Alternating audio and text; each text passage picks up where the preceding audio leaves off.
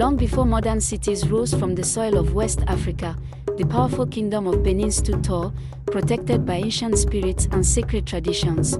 Among the royal children of the kingdom was a young prince named Erediauwa, but unlike the other princes who trained with swords and studied the laws of kings, Erediauwa was drawn to something far older.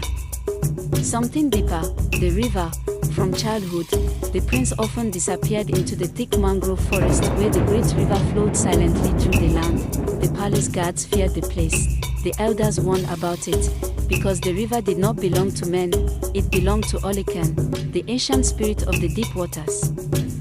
Yet whenever Erediauwa stood by the riverbank, the waters moved as if greeting him, fish circled near his feet, the wind whispered through the mangroves, and sometimes he heard a voice calling softly from beneath the water. The elders began to worry.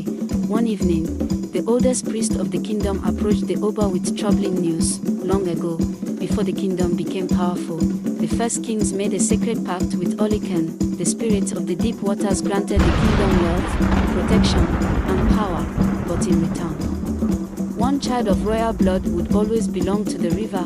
For generations, the pact had slept in silence, until now, because the river had begun calling again. And it was calling the prince. When Erediauwa turned 18, strange things began to happen. Whenever he walked near the river, the water glowed under the moonlight, the tides moved against the wind, and the prince began to dream of a hidden underwater kingdom made of gold and coral. In his dreams, a powerful voice echoed through the deep waters. The blood of the river runs within you. You must choose the throne of men, or the crown beneath the waves. Torn between destiny and duty, the young prince kept the vision secret, but the spirits were growing impatient.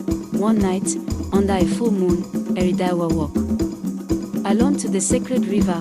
The water was glowing brighter than ever before. Slowly, the surface of the river began to rise. A massive wave lifted from the water like a living wall, and from within the glowing depths, a shadow began to form. The prince felt his heart tremble, because deep inside, he already knew the truth. The river had chosen him, but accepting the call of Olokun meant abandoning the throne of the Kingdom of Benin forever. As the glowing figure slowly rose from the water, the prince took one step forward, and in that moment, the river spoke his name, Erediauwa.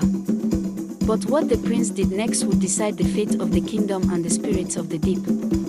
That choice would change everything. Subscribe with us for part 2.